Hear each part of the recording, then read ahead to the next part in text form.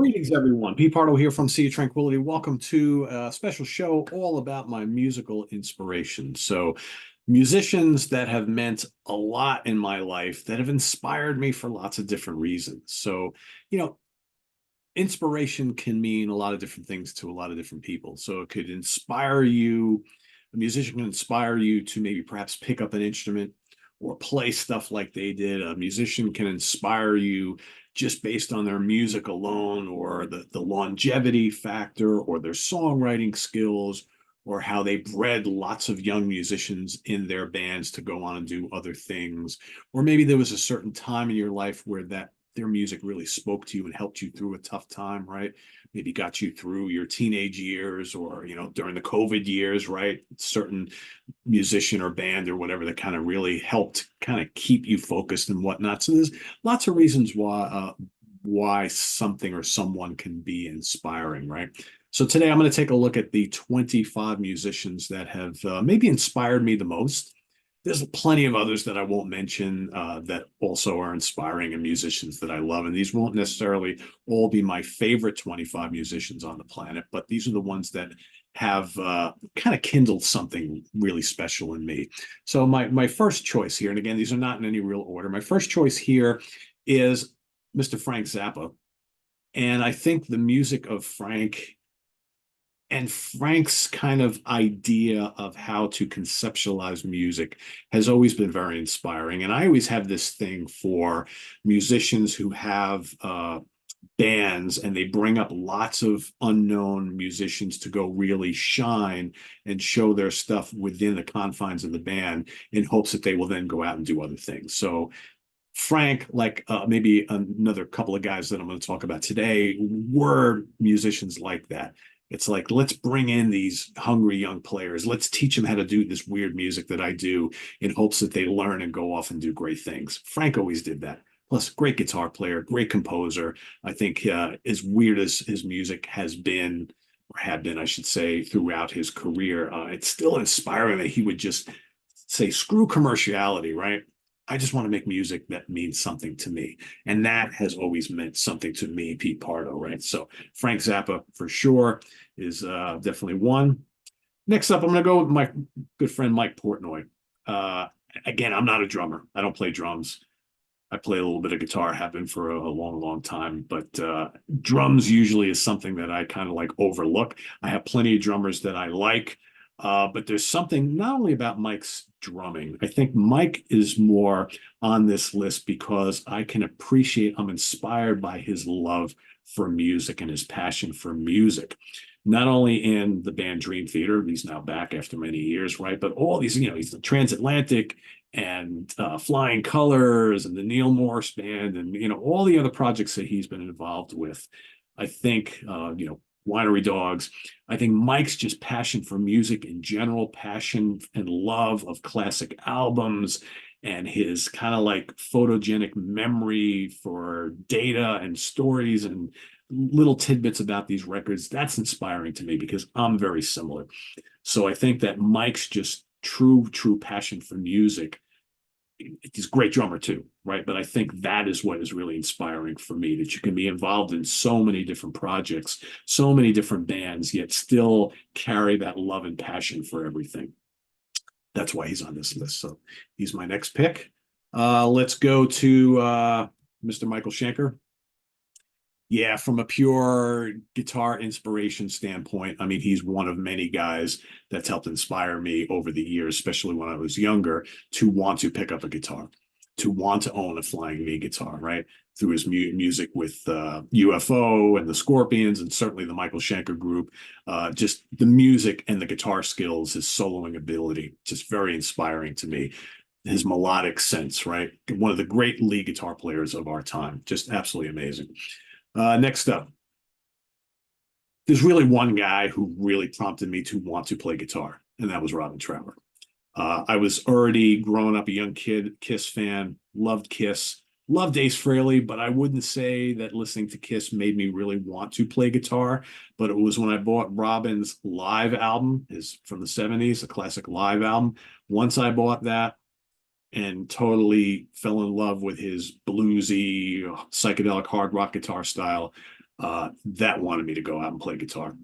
He's really the guy, him and another guy I'll talk about, prompted me to want to go out and get a Fender Stratocaster, to get a Marshall amp, right? Certainly Robin prompted me to want to go out and get a Crybaby wah-wah pedal, and he's the one who I love wah-wah, right? It's one of my favorite guitar effects of all time, and it's all because of this guy right here. Just such a soulful player, still at almost 80 years old, right? I mean, still playing great. So what an inspiration.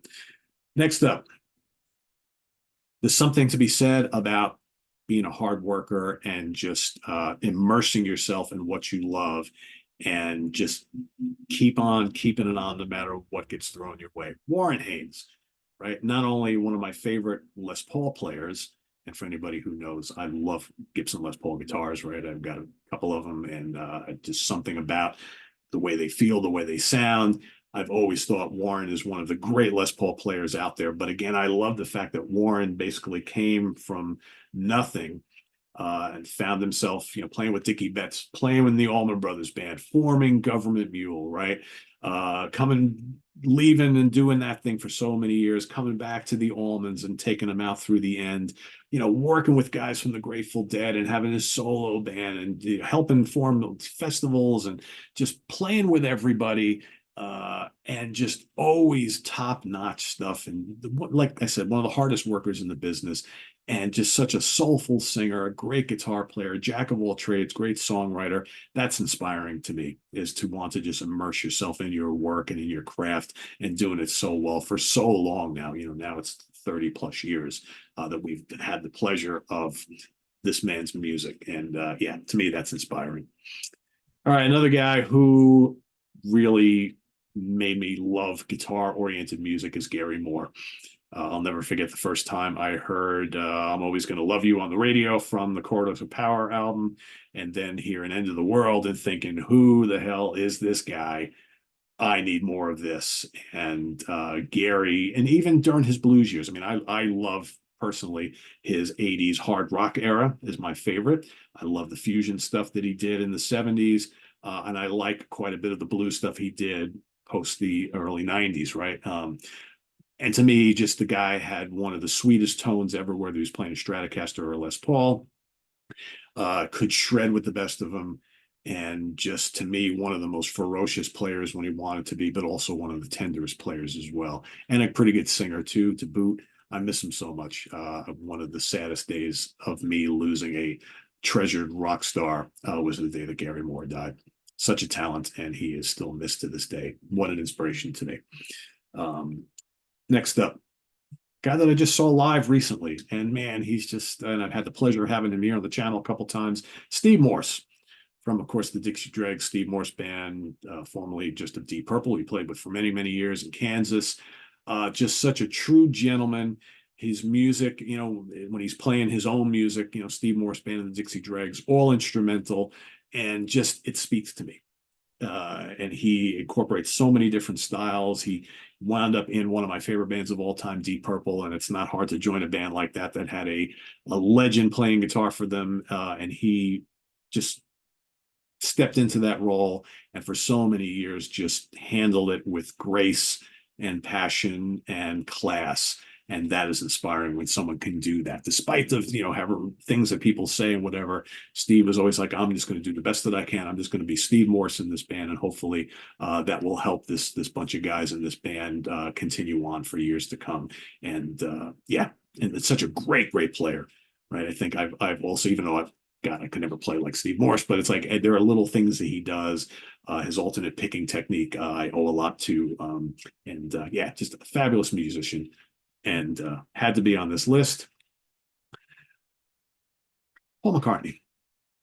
He's the guy who, when I was like probably 13 years old, led me to want to play an instrument, right? So before I even started playing guitar, before I really discovered Robin Trower, I was listening to Paul McCartney and Wings, and my father was a big Beatles fan, and I loved the bass playing of Paul McCartney. And I always thought, gee, if I'm going to play an instrument, maybe I could play bass and I could play like that. And I remember Dad bought me a cheap little bass and a little bass amp. And yeah, for like maybe a year, I fiddled around with that before I decided, then Robert Trower came around. I was like, I want to do that instead. But not only his bass playing, but Paul is just such a rock star and just such a great songwriter, one of the greatest songwriters ever to walk the face of this earth. And I've always loved his vocal style, and just another one of those guys. It's to me, it's always an inspiration when you can transcend decades, right, and still be relevant, doing what you do and what you love. And man, Paul McCartney's been doing it now for 60 years. It's crazy when you think about it. So yeah, perhaps the greatest rock star of all time, right there. Speaking of another guy who's been around just pretty much as long, how about Mr. Pete Townshend? Another guy. And for me, he's an inspiration. After reading his autobiography not that long ago, just how a guy who understands had so many faults throughout his life and has been through some really tough times throughout his life, but really has so much passion for what he does for a living. Now it's come upon in recent months where he's saying that, he's just been doing the Who thing, the Who tours to make money at this later stage of his life and career. And yeah, I mean, I'm sure there are a lot of people who probably could say that, but I'm choosing to forget all that and just go by what he has delivered for, decade after decade after decade. And just a guy that, the band always leaned on him for so much. And, for the most part, he really, really delivered. And I always thought that Townshend's, guitar skills, not a lead player, but man, one of the best rhythm players of all time. The guy who just beautiful chords and riffs and things like that. Excellent singer in his own right. And, delivering classic concept album like Tommy and Quadrophenia, and of course the big Who's Next album. I mean, that's something else, right? All right. This next guy I've always liked, but it wasn't until COVID-19 hit and we were all sitting there in lockdown for what seemed like an eternity that the music of Pat Metheny and the Pat Metheny group and Pat Metheny solo stuff really inspired me to just kind of keep focused and to realize that better days are ahead of us. And I listened to a ton of Pat Metheny music during lockdown, during the COVID years. And just there's something just magical about his music, his form of jazz, heartland jazz, fusion, whatever you want to call it, that's just happy and uplifting. Those sweet notes from that sweet guitar he plays. I mean, nobody sounds like Pat Metheny. And I just totally immersed myself in his music, and it kept me going. It inspired me to kind of keep focused and just get that general positive mindset that we're going to get out of this and good things are ahead. And that's how he inspired me. His musical abilities for sure, but it's those songs, the arranging, and just it just took me to another place. It took me out of the doom and gloom and into a better place each and every day when I played his music. That's why he had to be here. All right. Also saw this guy recently, Mick Box from Uriah Heep. He's inspiring because in his late 70s, he can still kick serious ass up there on stage night in and night out. He's such a showman, great guitar player, and he has, as a founding member of Uriah Heep, that's gone through a lot of, losing members and shuffling of lineups and things like that. He has basically, since, Hensley left, since 1980 when the band basically broke up and then had to regroup, and he has helmed the band and driven them through the last 40, almost 45 years of still being relevant, I should say, heavy rock band that's been around for so long. Their last handful of albums have just been terrific. They still go out and play live all year long and kick complete ass. That's due to this guy. The rest of the band is awesome as well. They've had a pretty steady lineup now for a long time, but man, it's all about this guy, Mick Box. Truly an inspiration and a hell of a nice guy and a fun guy as well. All right. Mikael Åkerfeldt from Opeth. Great songwriter, great guitar player, great arranger. He's got an amazing band that, again, I always find it inspiring when someone realizes that they maybe want to do something a little bit differently from a musical perspective and take that chance to really change things up. but make it the best thing you possibly can do. And in the process, keep a lot of your old fans, but gain lots of new fans as well. That's what he did with Opeth, who went from becoming a terrific progressive death metal band and now are one of the leaders of God, whatever you want to call Opeth, progressive rock, hard rock, progressive metal, folk metal, right? Classic rock, all those things rolled into one. Opeth now all of a sudden appeal to also to a whole horde of new listeners and fans. And that's pretty special. That's not easy to do. Even though you might leave some of the old fans behind, you still want to make music just as challenging as you did when you were younger, but also appealing to other people who potentially maybe don't like the extreme nature of the original version of the band. And also really, he's another guy. What another inspiration for me about him is how much he loves like obscure, like 70s music, which is me. I would love to sit down and chat with Mr. Åkerfeldt about like all these obscure British and European bands from like 1970 and 71 and 72, because a lot of the stuff that he always comes out in the media and talks about, I'm like, oh, I've had that album for years. You like that too? Very, very cool. Love that. All right, next up, Miles Davis. I mean, this guy, talk about a dude who was around for decades, constantly reinventing himself, right? Through the bop era, right? And the 60s jazz, it's changing, the early days of fusion. Then he moves into funk. Then he moves into jazz-oriented pop in the 80s into the 90s. But for me, what's so great about this guy is he overcame all sorts of odds and changing band members, changing music times and everything like that. And just his band was always a breeding ground for great young musicians. And look at all the folks that played with Miles and went off to do great things. Herbie Hancock, Tony Williams. I mean, you know, the list goes Wayne Shorter.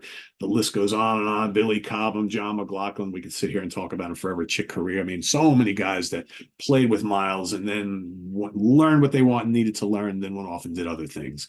And Miles is another guy who was never afraid to take chances. I mean, you listen to some of that early 70s kind of like funky fusion stuff. I mean, that stuff is out there, right? But Miles is like, just the music I want to make, man. You know, very cool. Miles Davis. Ian Anderson, Jethro Tull, of course. Ian inspires me purely from a musical standpoint. I think any guy who can make the music of a pretty serious band relevant for decade after decade after decade, but yet always just kind of change things up just enough to coincide with the times, but keep it interesting still to the core fans. That's a really good thing. And I think that Ian's version of blues rock, folk rock, progressive rock, hard rock, all blended into one, always fresh, always interesting. Yeah, maybe one era will use more keyboards, one era will use more guitars. There'll always be the flute there. There'll always be the acoustic guitars there. A masterful arranger, and still doing it to this day, even though he's lost quite a bit on his vocal range. But man, the flute and the acoustic guitar playing is still there. Still has a way with arranging music, and always a master showman. I love that. Perhaps one of the biggest influences on me, though, is this guy right here, Mr. Tony Iommi, guitarist from Black Sabbath. I mean, my love of the riff, of that big, thunderous, doomy guitar style is all thanks to this guy. Once I finally started playing guitar back, you know, around the turn of the 80s, there was no other guy who probably inspired me more to do and play certain things that I like to play than this guy. Not only was Black Sabbath, you know, my favorite band at the time, but his way of arranging guitar song structures and creating riffs and things like that not only influenced countless of other players and bands, but certainly me and myself. And I look at a lot of some of the things that I listen to this day. It all kind of goes back to Iommi. It's like, because I hear him in so many other players in so many other bands, and I'm just drawn to that. And plus another guy who, in the face of all sorts of adversity and changing times and members and things, just kept bringing Black Sabbath to us time and time and time again. So yeah, Tony, amazing. Jimi Hendrix. You know, what can be said? A Fender Stratocaster, lots of fuzz and distortion, wah wah, univibe, Marshall amps, right? Whatever. I mean, just Hendrix was just to me just so mind blowing at such an early age. Even though I, generally speaking, when I was younger, I always listened to Trower's music more. I think Hendrix has just continued to inspire me when he basically came from a time where, these strange, crazy guitar heroics was not really the norm, right? He stood out like a sore thumb as this, where's this guy coming from? You had Clapton, you had Beck, you had a bunch of other guys, Blackmore and whatnot, but man, Hendrix was from another planet. And I think his desire to just do what moved him in his short stint with us, I think, is always something that means a lot to me. And he changed the face of guitar forever. Absolutely. John McLaughlin. This guy, you know why this guy's so inspirational? I love his music. I love his guitar playing, but he is like 80 years old and he still plays amazing and he still has the desire to do it. Whether he's playing, straight jazz stuff, acoustic jazz, fusion, whatever, Johnny Mac can still kick ass. And I love him for it. And another guy along the same lines, and this guy has meant so much to me too, Al Di Meola. I remember when I first heard Al's music back in I was away in college, so probably like 84, 85. And I was thinking, wow, I love that kind of like palm muting thing he does and those blazing fast runs. And whether he's playing on acoustic guitar or on a Les Paul, at the time he used Les Pauls pretty religiously. That really made me that one of the driving factors in my right hand picking style was Al Di Meola. I always love that kind of little Latin vibe he throws in there, and the fact that he basically picks every note. And yeah, I used to practice that religiously. I wish my left hand would catch up with what my right hand does, right? But yeah, Al Di Meola, owe it all to him. Great, great dude. Oh, there we go. Ronnie James Dio. Uh, love this guy to death. Miss him so much.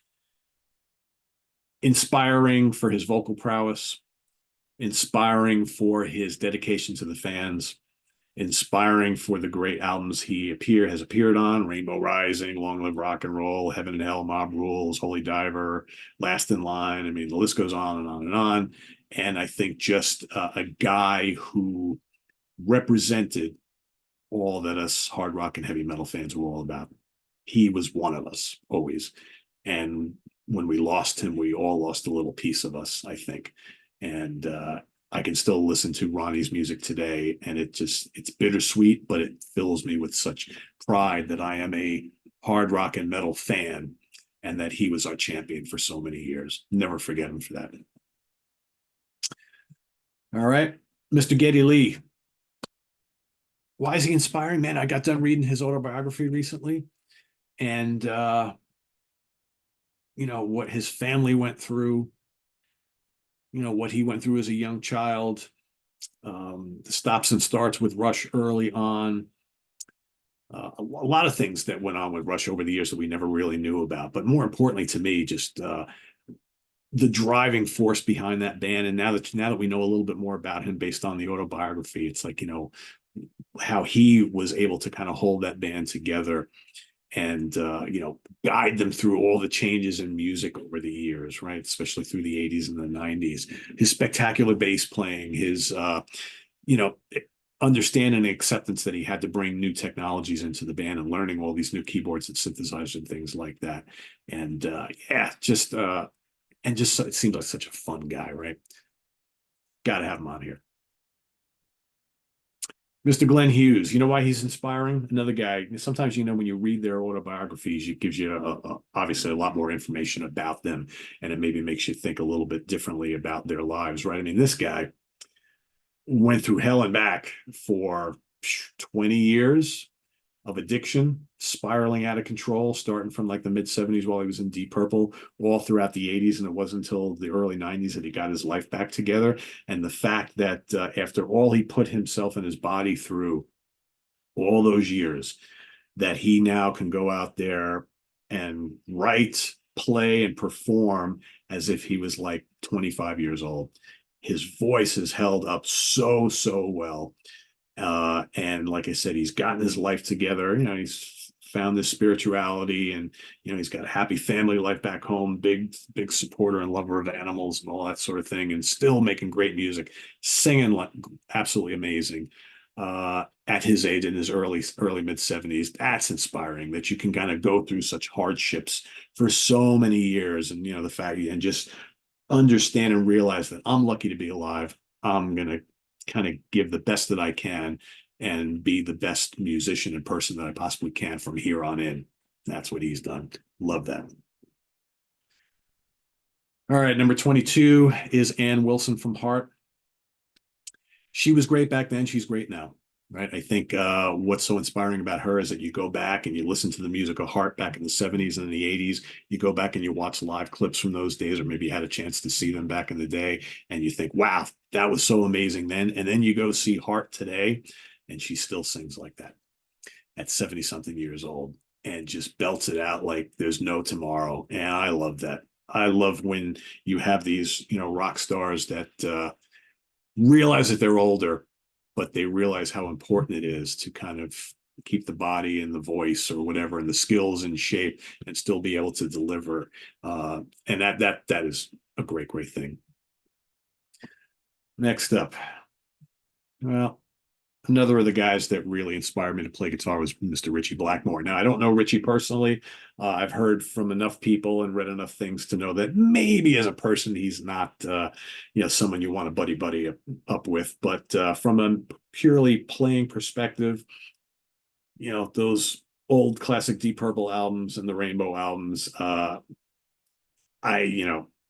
as a lead player, as a guy, creator of riffs, he was up there with Iommi for really inspiring me to want to go and do stuff like that and get a Stratocaster, and the unpredictability of his playing and his, way of kind of just, again, another guy who, when he believed in a direction, he went that way, right? It's like he didn't want to do the same thing over and over again. He kept on wanting to grow not only his playing, but the music of whatever band he was with. That's pretty inspiring too. And again, another guy who kind of came from a different place, blending blues and classical music and heavy rock and psychedelia all into this kind of weird, exciting, kind of dangerous sound. I mean, that's pretty cool. As a young kid, that really inspired me quite a bit. Chick Corea, kind of like Miles, kind of like Zappa, another one of those guys that just would play with and bring in people into bands that he ran. He saw spark in these people. He saw the talent, and let's bring these guys in. And I know they won't stay with me forever, and then they'll go off and do great things. And whether it be with Return to Forever or Chick Corea Electric Band or the many collaborations that he had done over the years and solo albums where he brought in all sorts of cool players, Chick Corea was always the kind of guiding light. I always loved his songwriting skills. When you hear a Chick Corea composition, when you hear a Chick Corea piano run or a Fender Rhodes electric piano line, right, or melody, or him on the Moog synthesizer, right, it's Chick. It's going to have that little Latin flair, right? It's going to have that high sense of melody. Amazing guy. And his music will always be, he's no longer with us, sadly, but his music will always be an inspiration to me. It's just something uplifting and positive about Chick Corea's music. And that will never change. And lastly, David Coverdale.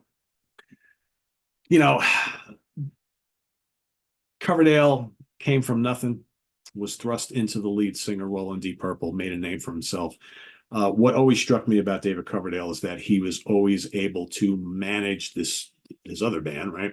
Whitesnake, create this band and manage it through all these years. Always another guy, always bringing in top talent that can get the job done, that can kind of deliver the vision for what he wanted to do in that band. And yeah, he's one of those guys who's lost quite a bit on his voice over the years, right? And that sucks. You get older. Not everybody can be a Glenn Hughes. Not everybody can be an Ann Wilson. Unfortunately, in Dave's situation. It's like, he has lost a lot. Like you go out and see Whitesnake live, and you can tell he's been having issues for a long time, right? He can't deliver like he used to, but he still puts together absolutely kick-ass bands. He still usually, especially in more recent times, he always says, all right, I've got these kick-ass players in this band. I'm going to nominate one of them to be my musical director and help me create this vision of what we need Whitesnake to still be about, whether it's Reb Beach or, whether whoever it might be, right? Doug Aldridge, years past, right? He always allows one of his guys or a couple of his guys to really help drive the focus and music of the band and the direction of the band. And I think that's really, really cool. And he's another guy who he's just been a spokesman for heavy music for so long, and a really kind of fun guy. You listen to his interviews, he seems like he'd be loads of fun to hang out with and chat with. But to this day, I haven't had the pleasure as of yet. But I will always look at David Coverdale in that way. And I tend to not focus on the fact that, he doesn't sing as great as he used to be. I still think he is just a rock star. He is the personification of a rock star. And to me, he'll always be really special. And I will always be inspired by the music of Whitesnake and those couple albums he did with Deep Purple as well. So there you have it. Those are my picks, everybody. And, for some people, you might be saying, well, Pete, what about this guy? What about this guy? And I know you like this guy, and I know you like this guy. You can't name everybody. There's a lot of musicians and singers that I love a lot, but maybe they haven't inspired me in quite that way. Like I was thinking, like just a few minutes ago while I was going through this, that some people are like, well, Pete, I know you play guitar and love guitar players. You don't have Eddie Van Halen on your list, right? And I thought about it. I'm like, I love Eddie. And I think as I'm getting older, I'm appreciating him more and more. But while I was growing up, I wasn't as enamored with Mr. Van Halen as much as everybody else was. I think like if I were to do this again in 5 or 10 years, he'd probably squeeze onto this list because I listen to Van Halen a lot more now than I ever did. And I think, of course, he was a tremendous player. What a tremendous loss, right? Yngwie Malmsteen's another guy. I was really inspired by Yngwie in the 80s, again, as a young hard rock metal fan and budding guitar player, and his neoclassical shred thing. I was all into that, and I tried to play all that kind of crazy stuff. Right, didn't really succeed at it, but in the years since, hasn't really inspired me all that much. So I tried to pick guys or gals who inspired me a lot back then and still do to this day, right? So it's had to be kind of like a meeting here. So, but yeah, think about it hard. This is not an easy exercise, right? Because there's a lot of other musicians that I thought about. I had a really long list, and I tried to pick the 25 I think that have meant the most to me, that really have inspired me a lot at various stages of my life and made a really big impact. But there's definitely tons more. It's not just these, right? There's lots of other ones that I like. So think about what your list would be. Put them down in the comments below. Do a little blurb about why each one makes this list, right?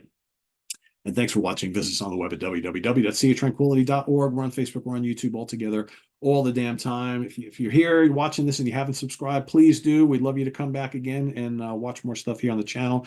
We have a daily content all the time. We've got flagship shows that we do every other week, and as well as daily stuff. So we'd love to have you here on SOT, and please hit that like button before you leave, because YouTube loves that as well. So thanks for watching. I am Pete Pardo from Sea of Tranquility. We hope to see you soon here on the channel. Take care, everybody. Bye-bye.